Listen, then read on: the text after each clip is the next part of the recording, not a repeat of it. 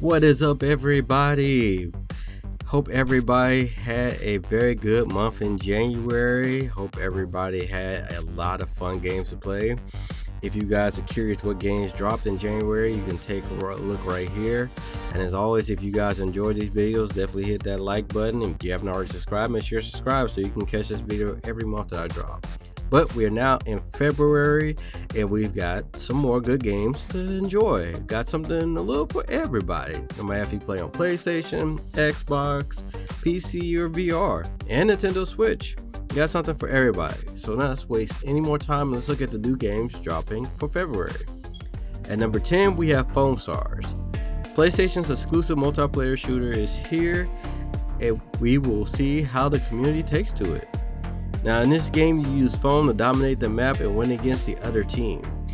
You will have 3 game modes to choose from with 8 characters that play whether you play up close, mid, or long range combat. So got all bases covered. Now in this game, in my personal opinion, most definitely reminds me of Splatoon. It's like the PlayStation's version of Splatoon using foam instead of ink like they did. But we'll have to see how the game really comes out, see how much of it is similar to it and how much of it is its own. Will it be a game that stands out completely different, or will it just be a clone of Splatoon? But we'll see how it turns out when we get it. Foam Stars is set to release February 6th. At number 9, we have Promenade. In this action-adventure platformer inspired by the classics like Mario 64 and Banjo-Kazooie and others, you have to help find the lost clogs to get the great elevator back working. Now with a mix of platforming, some puzzle solving, and some epic boss battles using a dynamic moving system to get around, and these very, very beautiful drawn worlds, it looks very interesting. It doesn't look like getting these clogs are going to be very easy to get to. But this definitely looks like a challenging but fun platformer that is for a gamer of any age. But like I said, me personally, I really love the art style. I love the way it looks, and I can't wait to see how it turns out. I hope it turns out great. Promenade is set to release February 23rd. At number 8, we have Skull and Bones.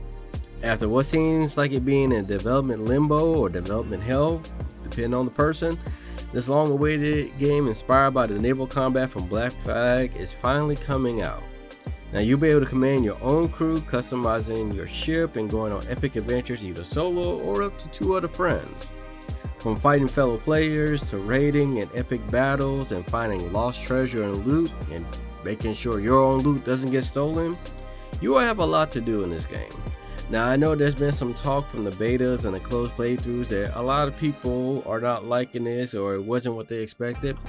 I think this is going to be one of those type of games that it depends on that type of gamer, depends on what that gamer is looking for. So, but we'll have to see how the community takes to it when everybody gets access to it. Skull and Bones is set to release February 16th. At number 7, we have Final Fantasy VII Rebirth. The latest installment in the remake is here, continuing the story, bringing in more iconic characters and bigger battles for Cloud and his group as they head towards the Forgotten Capital. Fans have been enjoying the previous remakes, and this looks like this one will continue the legacy proudly. Of course, graphics are on point as well as the combat being very dynamic and fluid, and I think a lot of people have adjusted to it and like the style of combat. But we'll have to see how Rebirth does and how the community takes to it. Final Fantasy VII Rebirth is set to release February 29th. At number 6, we have Slave Zero X. Taking place 4 years before the events of Slave Zero, you pilot a machine called Slave and fight your way to the top to take down the evil leader. Now in this action adventure set in a 2.5D world will be intense with you timing your attacks, pulling off impressive combos to defeat swarms of enemies and bosses alike. Most definitely a game to challenge your reflexes and skills, and if you're nostalgic for games in this type of playstyle. Now it looks very interesting and I'm really looking forward to seeing how this one turns out. I think a lot of people will like this one, especially if you're big into the Slave Zero franchise. Slave Zero X is set to release February 18th. At number 5, we have Jujutsu Kaisen Curse Clash. Fans of the anime have a game from the series to look forward to in February to play now. You play this game by teaming up 2 different characters from the series to take on challenging opponents while completing a crazy storyline. Now, as the game progresses, you'll have more characters to choose from, as well as improving techniques to use and plenty to do outside the battles as well, just like any anime fighting style game. Now, hopefully this game does the anime justice. We know sometimes when they make games based on animes, they don't follow them all the way. But we'll see how the fans take to it and does it honor it proudly. Jujutsu Kaisen Cursed Clash is set to release February 2nd. At number 4, we have Mario vs. Donkey Kong. The Mario and Donkey Kong rivalry is back when Donkey Kong steals a bunch of mini Mario toys and our favorite plumber has to get them back. Now you'll have to solve puzzles and fight Donkey in 130 levels, and some leading the toys to safety and using them to help you solve puzzles. Now you can play the game solo or you can play in local co-op because extra help is never a bad thing in these type of games. Now this looks like another great game for Switch players to enjoy and have fun. And also, it's Mario vs. Donkey. You can't go too wrong against these 2 iconic people. Mario vs. Donkey Kong is set to release February 16th. At number 3, we have Suicide Kills the Justice League. Suicide Squad is here and we'll finally see how this game plays out. Your task with taking down the Justice League that has been corrupted and being controlled by Brainiac. You'll have 4 different characters that each play differently that you can upgrade their weapons and gear as you progress the story in this open world third-person action game. Now I know there's a lot of criticism around this game, just like there is around Skull and Bones, but like I said in that one, I think this is going to be one of those games that it depends on the gamer, it depends on what you're looking for out of the game. Now me personally, I got a chance to play the closed alpha and I enjoyed what I saw from the game. You know, I didn't expect a lot from the game to begin with, but I enjoyed it. But once again, we'll have to see how the community takes to it. And like I said, I think it's going to come down to that specific gamer. Suicide Squad Kills the Justice League is set to release February 2nd. At number 2, we have Bootstrap Island. In this VR-only survival game, you crash land on an island in the 17th century and you have to survive and make decisions that can help you or hurt you as you explore this island.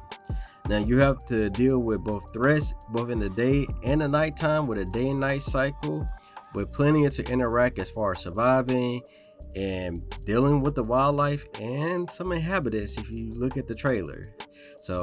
But this definitely caught my interest because I love survival games, and then it being in VR sounds like it's going to be even more fun. So I'll definitely be keeping an eye on this game. I may be doing a let's play through this. We'll see. Bootstrap Island is set to release in the month of February right now. They haven't put out an exact release date, so it's just the month of February. And at number 1, we have Helldivers 2. If you can't tell by my voice at this point, I'm very excited for this one. This is one game that I'm just excited to play, and that's mainly because I played the first Helldivers. It was one of the first PC games I played when I built my PC, and I had a blast playing in it. And so I'm happy to see that they're doing the second one, this time being a third-person shooter instead of a top-down like the first one. Now, as usual, if you've never played this, you play as a Helldiver, your Earth's greatest warrior, and you're reclaiming worlds and causing destruction in the progress, all in the name of freedom and democracy. If you play Helldivers, you understand that cheesy joke. Now you'll be able to customize your loadouts, how you look, your equipment that you take into the battlefield, and so much more. And you can play this either solo or with friends. And trust me, this is a game that's definitely more fun with friends. Now, like I told you before, I really enjoyed the first one, and I definitely plan on getting this one.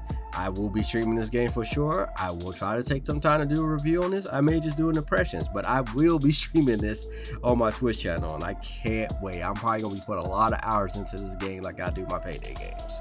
But Helldivers 2 is set to release February 8th. And that's just some of the games we got coming out in February. We got a good collection. As you can tell the excitement in my voice, you can tell I'm excited for Helldivers the most. I'm definitely going to be keeping my eyes on Suicide Squad because I did enjoy that. The Bootstrap Island, because I love VR games, so I have to keep my eye on that. And I'm kind of curious to see how the Jujutsu Kaisen game does, because that's an anime I'm actually getting into starting to watch. But that's just my thoughts on it. Let me know how you guys feel in the comments below. Let me know which games catching your eye, which games didn't, which games coming out this month I didn't mention. And as always, if you guys want to catch me streaming some of these games or chit chat with me, you can catch me on Twitch Otherwise, you can catch me on my social medias. I'm mostly more active now on Twitter or X, whatever you want to call it. Either way, but you can reach out to me on there on my social medias if you just want to talk to me. But I will warn you, I'll talk your head off about games. But that will do it for me. I got to work on another video, so I will catch you guys later.